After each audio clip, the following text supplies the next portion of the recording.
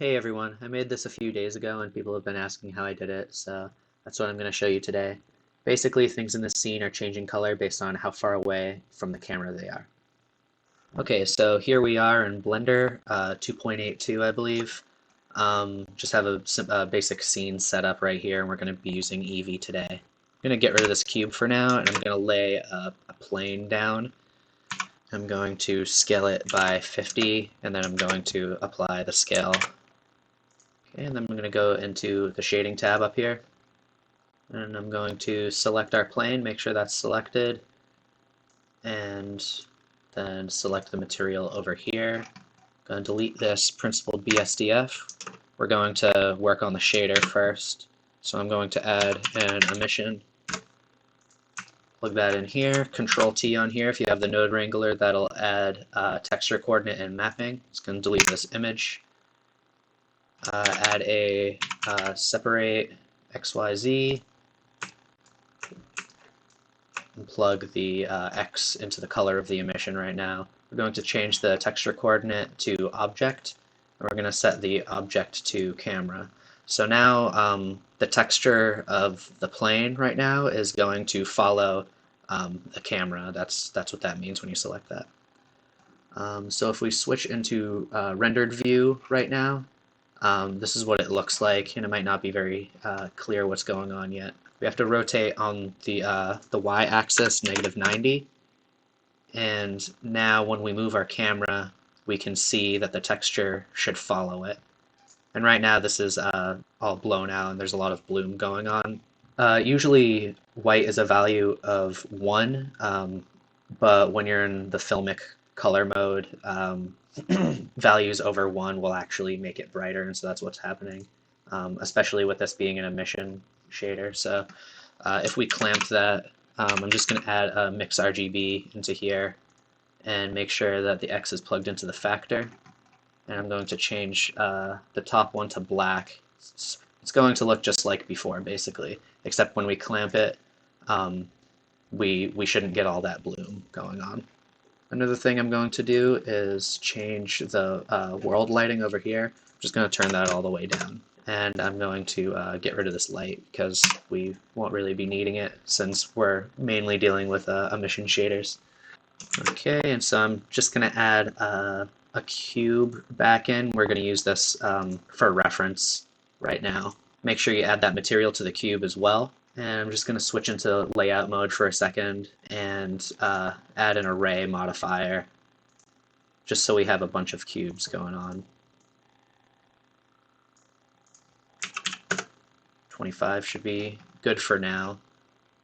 And I'm going to switch back into shading. Press 0 to go into to look through the camera. Make sure your camera's selected, and I'm just going to pull it to the side. Okay, so now we can see all these cubes. And right now they all look the same color and there's no lighting on any of them. They're all flat because it's using the emission shader. And what I want is like a more gradual, like dark in the front and moving to light in the back. So I'm just going to select the cube, and the way we do that is by affecting the scale.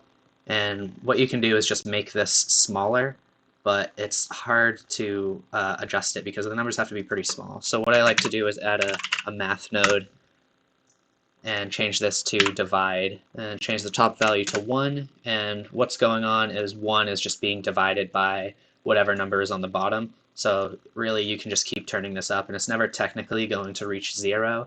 It just gets closer and closer to 0, and it's just a little easier to control it. So as you can see, when we turn this up, the front is getting darker, and it's becoming a little more gradual. If you look at it from the top, it's a little more apparent. The gradient is literally just extending. It's just scaling up, really. So I'm just going to set this to 100. Okay, and to achieve the rainbow look, what we do is take this mix RGB and replace it with a color ramp. Plug it in here, and change this from RGB to HSL, and select the first color. I'm just going to turn the scale, the saturation and the value all the way up. I'm going to hover over here, press Control C to copy that, and go to the next flag and paste that. We're going to change this right here from near to far. And what this means is it's looking at the two hues and saying take like the furthest route to get from one to the other. Let me explain this by changing the second color to this like purple over here. So what's happening is the first one is here and the second one is here, and it's saying go all the way around this way to get to the other flag. If we set this to near, instead it's going from here to here. It's taking the shorter route. Instead of it just being red to red, it goes all the way around to go back to the same point, and that's why we get this full spectrum. And if you want the gradient to start in a different place relative to the camera, you can just change the location up here. Okay, next I'm just going to take this plane, press 3 to go into side view. I'm just going to move that down pretty far, rotate it on the X 90 degrees. Then I'm going to look through the camera. It looks like we need to change our camera settings. So click on your camera and change the clip end value to 1000 for now. That should be fine. And so now we can see that plane out there. It was cutting it off before. We just select that and scale it up a little bit so it's covering our frame. And now when we go into render view, you can see that far away everything is red, so that when we move the camera, the stuff that's far away just fades into the background. And because the shader location is tied to the camera, when we move it, it follows. And so I'm just going to tweak these settings a little to make this location back to 0, and I'm going to have this be 1/100th. And now that we're done with the shader, we can move on to building our scene. So I'm going to switch back into layout mode over here. I'm just going to delete these cubes. And I'm going to make sure that our camera is in the very center. Just reset the rotation and location. I'm going to rotate it 90 on the X. Okay, so first thing we're going to do here is add a plane. I'm just going to scale this by 30, and then I'm going to apply the scale, go into edit mode, and subdivide this a little. Say 25 times, that should be good. I'm going to come in here and add a displacement modifier. I'm going to add a new texture, and I'm going to set this to clouds. And basically we're just going to make the surface slightly uneven. And before I edit any of these settings, I'm just going to add an array modifier also. And I'm going to change this from relative offset to constant, and I'm going to put this 50 on the Y. Normally I would have this value set to 60 so they meet up exactly, but as you can see there are some gaps because of the modifier stack. If we put the array at the top, this wouldn't happen, but it's easier to loop if the array is after. Basically it's saying displace this plane and then repeat it, rather than repeating it and then displacing all of them. So instead of 60, I'm just going to set this to 50 so they overlap slightly and we don't get the gap right here. I'm just going to set this to 5 so it goes a little further. And make sure that we have the material for this plane set to the material that we made. So when we switch into render view, we can see that it's applied right there. And if we move our camera up just a little and then preview it, we can affect the displacement amount, and you can see it makes our terrain just a little more uneven. And I'm actually just going to leave this at the default right now. I think that's good enough for what we're making. I'm just going to shut this array off for now, and I'm actually going to apply the displacement because we're done with that. Next, I'm going to make these kind of blobby bush looking things.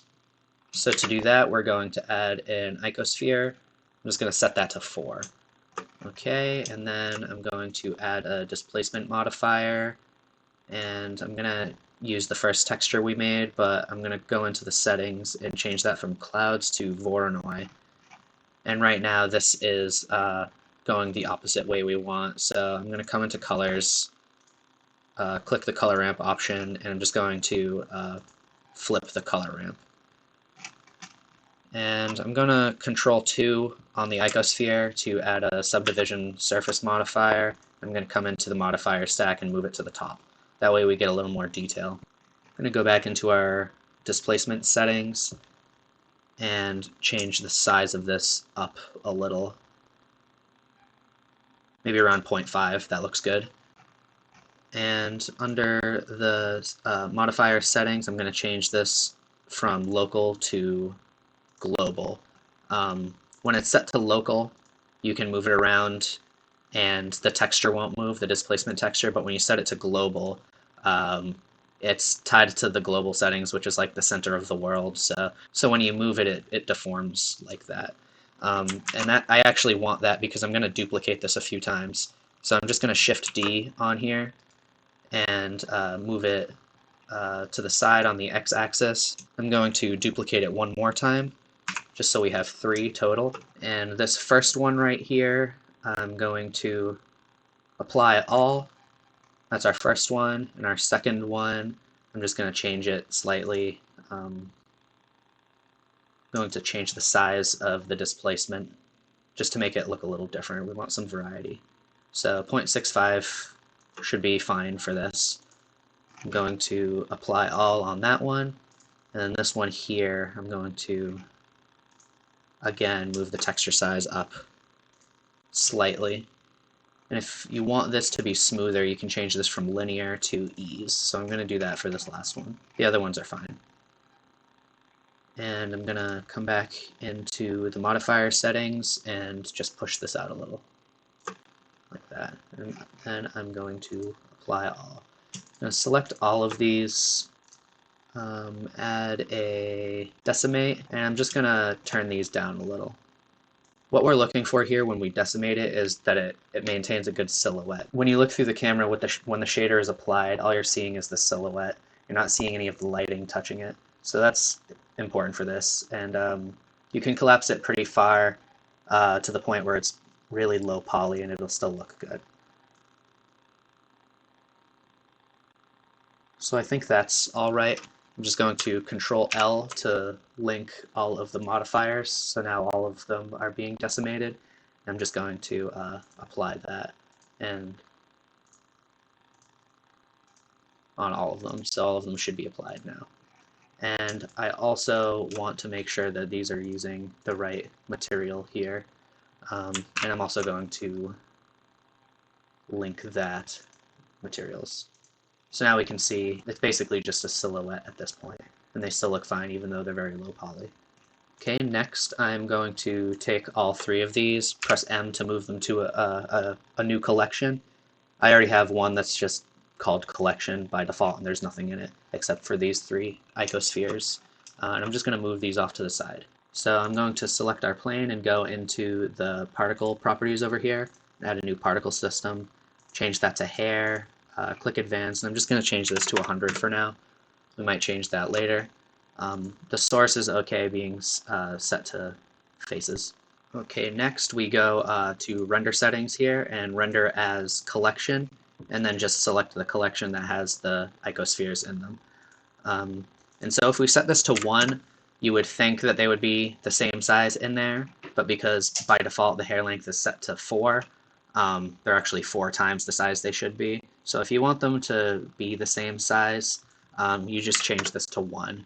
And so now these, if you have the scale set to 1 over here and the hair length set to 1, they should match. But I'm actually going to make this bigger. I'm going to make this 3 because I want some of them to be large and I want some of them to be small. So I'm just going to add some randomness. I'm going to change this to 0.7. And then I'm going to go into rotation, change this to normal, randomize, I'm going to turn it all the way up, phase, I'm going to turn all the way up, and then phase, randomize phase, I'm going to set to 1. So now all of these should be rotated in pretty random directions. And right now these bushes are covering our camera, so what I'm going to do is select the plane and tab into edit mode, switch to the top view, and I'm just going to select the first few edges down the center right there. And I'm going to Control I to invert that selection, come into Object Data Properties over here, and add a vertex group, and assign it to the first group that you made. Okay, and then with the plane still selected, go back into your particle settings and go to vertex groups. For density, use that group that you just made. And so that should mostly avoid things being in the center. And you can mess with your your numbers and your seed up here until it looks good to you. I think 100 is fine for what we're going for here. And now that we're done with these, make sure you have your plane selected, go into modifiers, and convert your particle settings right here. And that will turn all these particles into separate objects. And then go into your particle settings over here and just get rid of that particle system. And with all of these still selected, you can select your plane here and press Ctrl J, and this will turn all of them into one object. So now the bushes are part of the plane. If we tab into edit, we can see that it lets us edit everything over here, which means that if we turn our array modifier back on, this should still continue looping right here. And it looks like it placed one of those in the very center. So I'm just going to deselect everything in edit mode and press L on the one that's in the center, and I'm just going to delete that. Okay, so next I'm going to animate the camera. Just going to go into rendered mode here, press 0, and make sure that your camera is selected and that it's as high as you want it. And if you want it higher or lower, just press press G, and then Z, and move it up and down on the Z axis. And I think it's good where we had it. Then press N to open up the side panel. Make sure you're on frame 0. I to insert a keyframe in the location, and then move to frame 250 over here. Move this 50 on the Y because that's how far apart our planes are, and we want it to loop seamlessly. So I'm going to insert a keyframe there also. And with both of these keyframes selected, press T and change the interpolation to linear. And so now if we look through our camera in rendered view, this should loop seamlessly. And it does. So moving on. Next we're going to work on these stalactite looking things right here. And next I'm going to add a plane right here, and I'm going to scale that up times 30 just like our other one before. Then I'm going to apply the scale. I'm going to pull it up. You can see it a little better.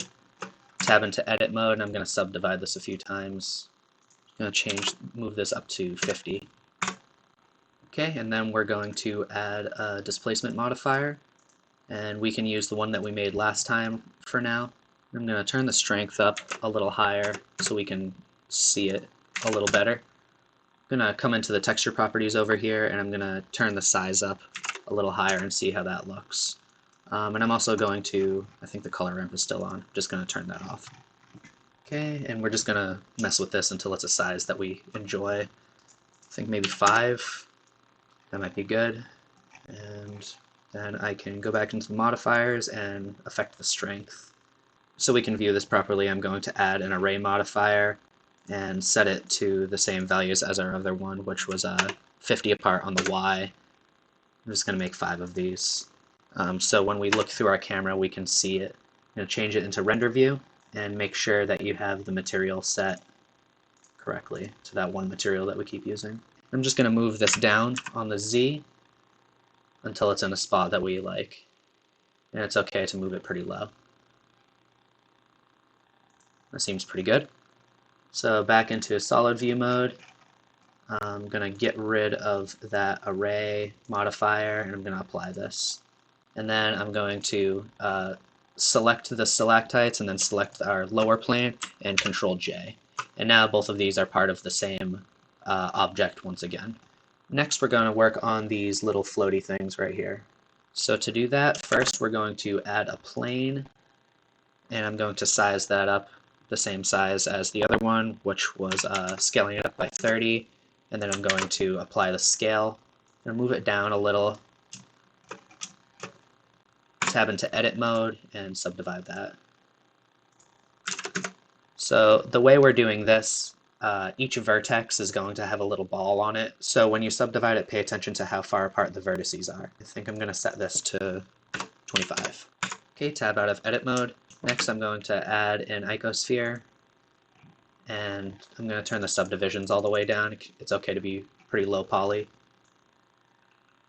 Bring that down a little, and I'm going to parent it to this plane right here. And then select the plane, come into Object Properties and scroll down to Instancing and press Verts. So what this is doing is taking anything that's parented to this plane and placing one of those objects on each of the vertices. If you select the icosphere, you can scale that to however big you want it. And I'm going to make that pretty small.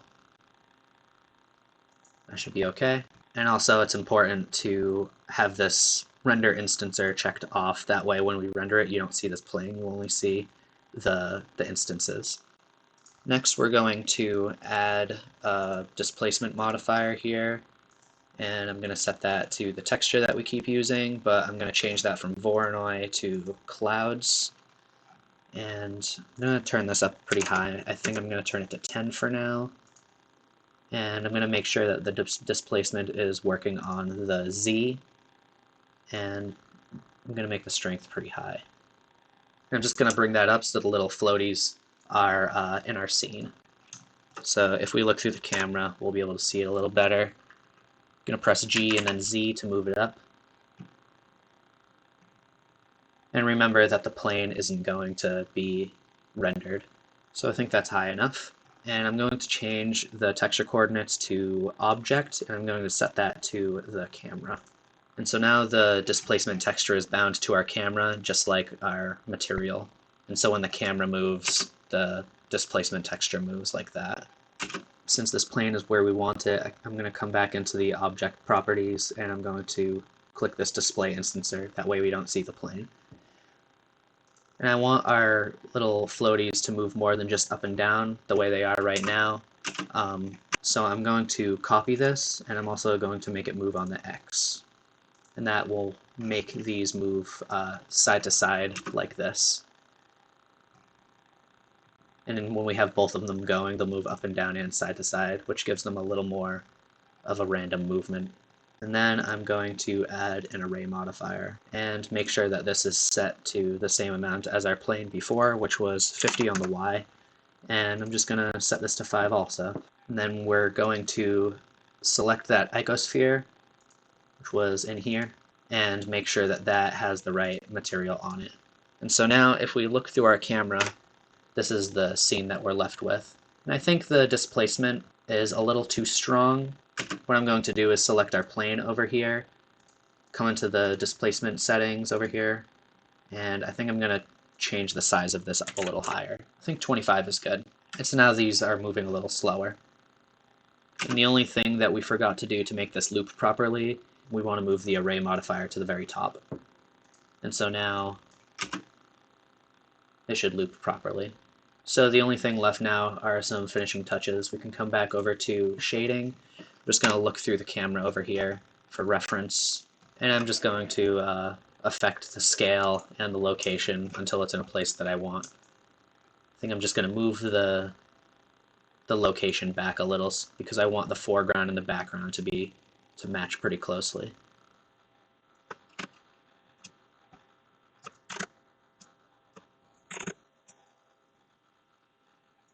I think that's a good setting. I like the way that looks. So I think this is a pretty interesting technique, and you can do quite a few things with it. If you just wanted it to be 2 colors, you can use the Mix RGB.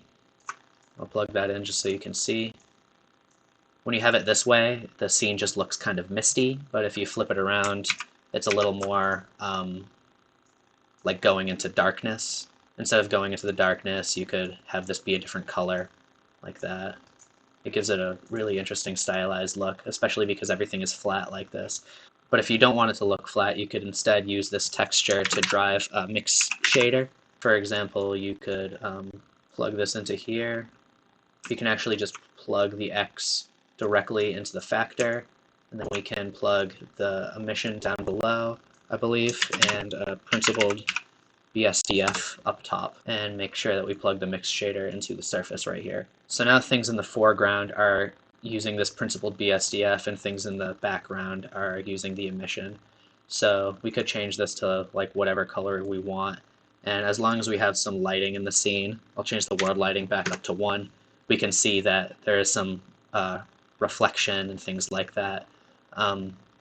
This is an easy way to add mist into your scene without using volumetrics. It seems a little more lightweight. Or if you want things to be like descending into darkness, you could make this black, and you don't have to worry about as much lighting in your scene, which is nice too. Again, it's a pretty stylized look, but I think it's kind of neat.